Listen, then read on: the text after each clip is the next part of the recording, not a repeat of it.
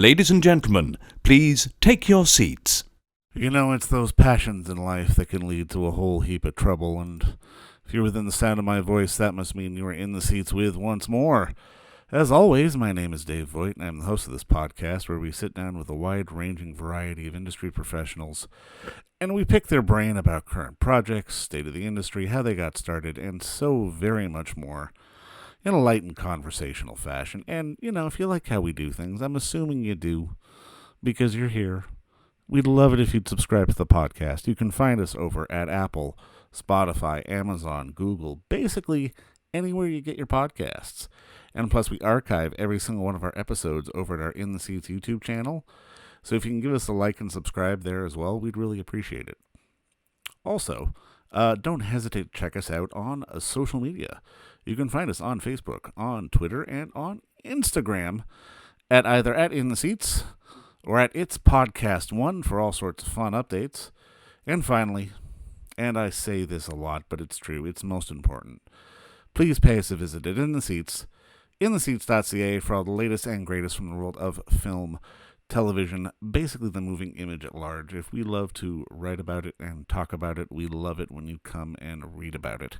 So please stop on by. On this episode, we are diving into a fascinating little piece of independent cinema, which is now available on video-on-demand platforms. It's called Sin La Habana, and it's the story of Leonardo, a classical dancer, and Sarah, a lawyer. They're young, they're beautiful, and they're loved, but they're also really ambitious, and their dreams are kind of being thwarted by Cuba's closed borders. Their ticket to a brighter future could easily lie within a Nassim, a tourist with a taste for the exotic. But she's an Iranian-born Canadian who's kind of struggling with her own demons as well. There's power, there's money, there's creativity, and there's destiny all at play here in a love triangle that sees us with cultures clashing, and it's very much a dance. It's a very poetic and it's a very sort of cinematic film that just shows how some of these things can go horribly wrong. And I mean, and set between a harsh Quebec winter and a sultry and hot Havana, the film is really a fascinating look at not just the culture clash, but how passions can clash too. And when, you know, plans to sort of buck the system or try to do something else and sort of get beyond where they are can really cause people to lose focus, I guess is probably the best way to describe that. And we had the fantastic opportunity to sit down with writer-director Kaveh Nabatian. I probably pronounced that wrong, so I apologize in advance. But we talked about sort of the origins of the film, shooting, finding his cast, and just sort of the nature of the story and giving it sort of this visual, ethereal feel as well, which is something we really enjoyed about the film. But if you're in for something sort of visually hypnotic, I do recommend you check out Sin La Habana, which is on video-on-demand platforms now, and check out our talk with Kaveh, because it's a good one.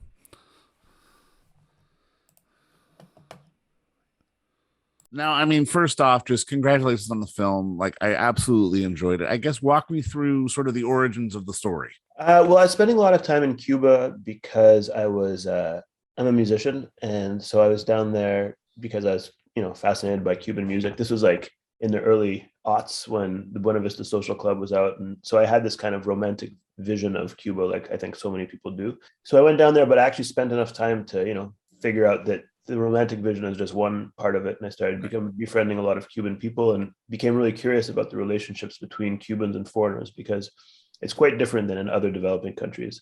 Cubans are so educated and they're so aware of the way that they're kind of exotified by the outside world. And so there's this like transactional element to even friendships, but also to relationships. And what I was really curious about was the gray area in between a real friendship or a real love and a purely transactional, transaction. And what I found out was that there's actually a lot more kind of nuance than what you might think. Like you go down on the plane and you see the older white lady with a young Cuban man, or an older white man with a younger Cuban woman, or younger Cuban man, whatever. And it's really easy to make these judgments about it. And in talking to people, I realized, okay, like, why is it that the Cuban person is so desperate to get out? And what is it that the Cuban person is offering this foreigner who that they can't have at home? And so it was just like, yeah, I mean, at the end of the day, it was just curiosity. And then at the same time, Pablo, the co-writer, he's an Afro-Cuban guy, and he was really interested in showing an honest portrayal of Afro-Cuban life in a way that didn't romanticize it, but also it wasn't the kind of banal thing that we get about Afro-Cuban culture. So it was to show really like Afro-Cubans in their world. And so he brought that element to it, and I brought the kind of like, this kind of power struggle, or this idea of, yeah, who has more power, the person with the money and who can offer a passport, or the person who can offer freedom from a feeling of loneliness that the foreigner might have. Yeah, I mean, it's just to watch it play out is really kind of fascinating because, like you said, that transactional nature, I think, is the thing that really caught me off guard. Just sort of the back and forth between all these characters, and I mean, I love some of the people you had in this film, and I mean, talk to me a little bit just about, I guess, maybe the casting process, but particularly Leonardo, because I mean, obviously, you've got to have this guy who can sort of command the screen, but still sort of be likable, but not likable at the same time. If that kind of makes any sense. Yeah, absolutely. Yeah, I mean, one thing that was really important to me was that nobody is a predator and no one's completely naive. They all have predatorial elements to them, and they all have some naivete to them. And I felt like Yona happened to encapsulate that really well. The thing is, there wasn't a million options, and Yona is actually the nephew of one of the great ballet dancers of our time, Carlos Acosta, and Yona himself is one of the top 10 dancers in the world. And so I was really I knew him through a guy, a former ballet dancer, Cuban ballet dancer in Montreal. He told me about him. And so we got in touch, and Yona was interested. And he's the principal ballet at the Munich Staatsballet. And so I happened to be in Europe. So I went and met him at a Starbucks, and we did a kind of like casting session on my iPhone.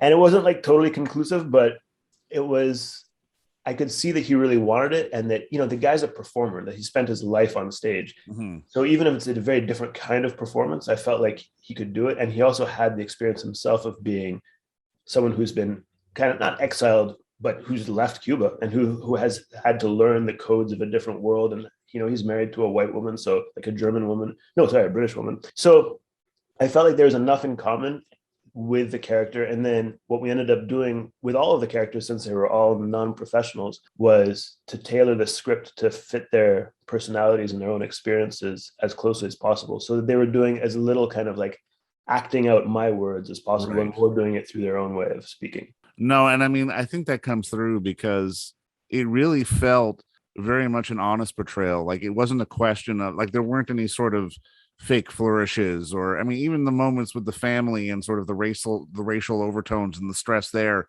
it felt genuine as opposed to sort of manufactured. And I mean, I think that really helps the overall sort of power of the film. And I mean, for you, was that important to not sort of play to any sort of tropes or flourishes that you may see in films like this? Yeah, well, I felt like, I mean, as I was going, I kind of realized that I was making something that is a little bit uncommon, in that at least is rare to see portrayals of Afro-Cuban culture, and it's rare to see portrayals of Iranian Jewish culture.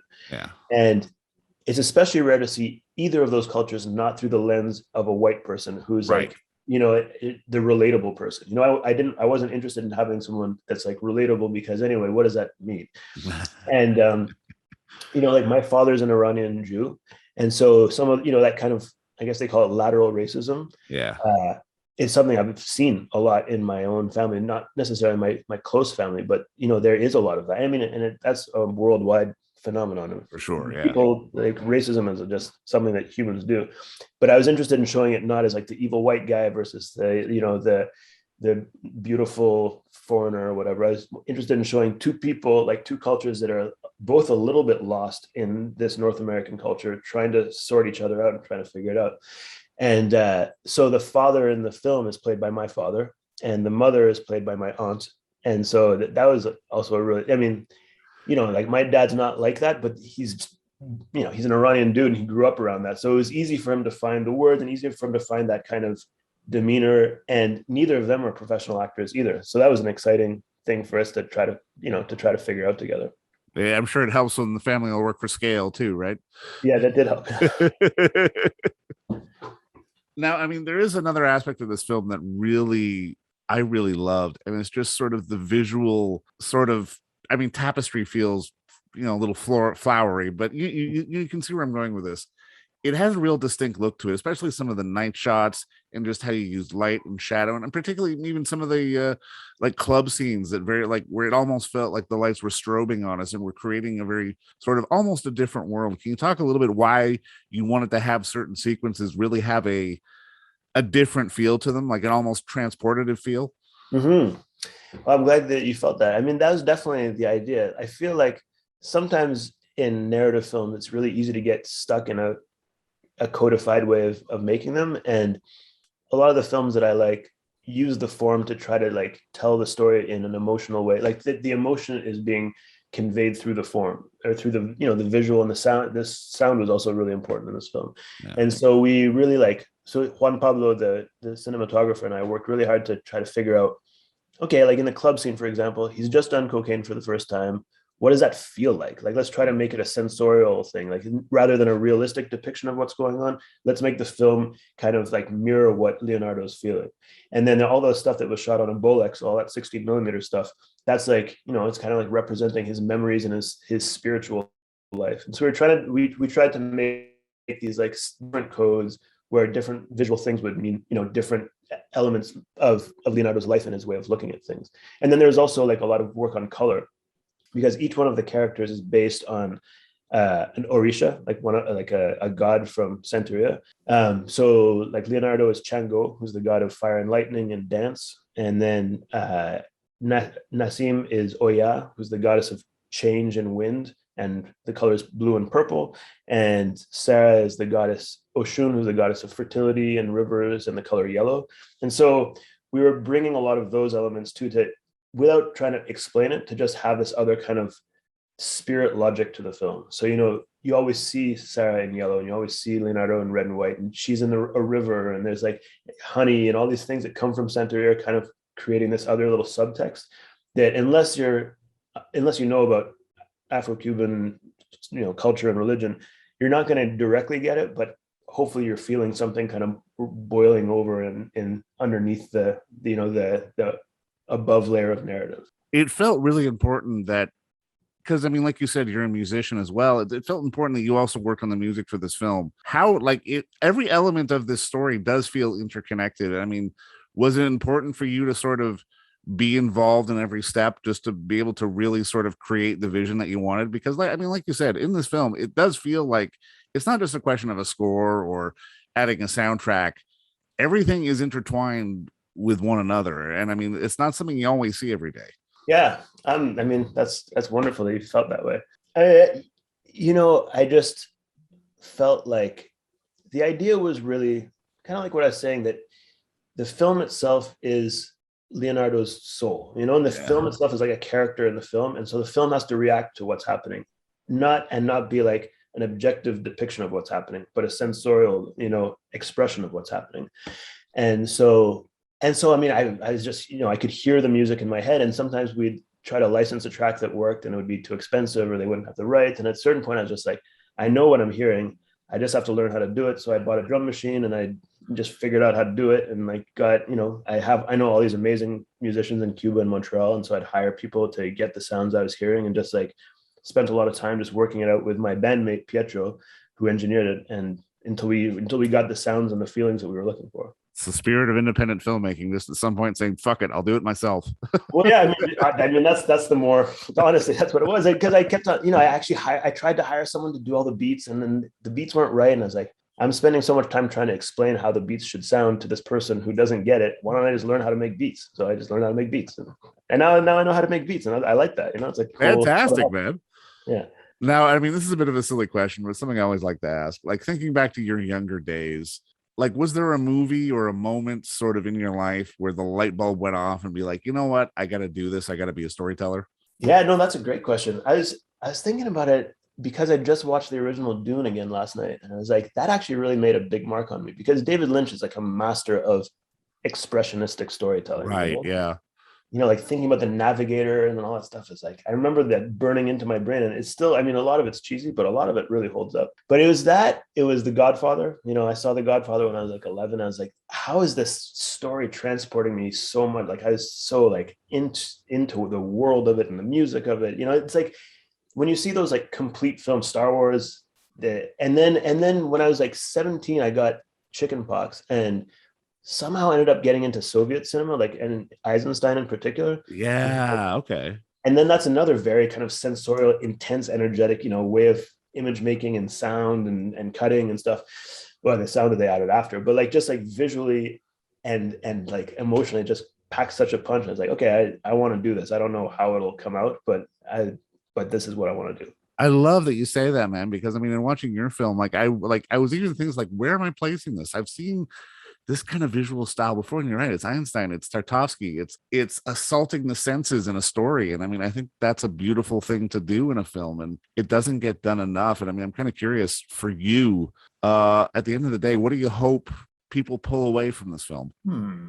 Oh, are you back? Oh, okay. So I wasn't sure. All right. All right, but just last question. Yeah.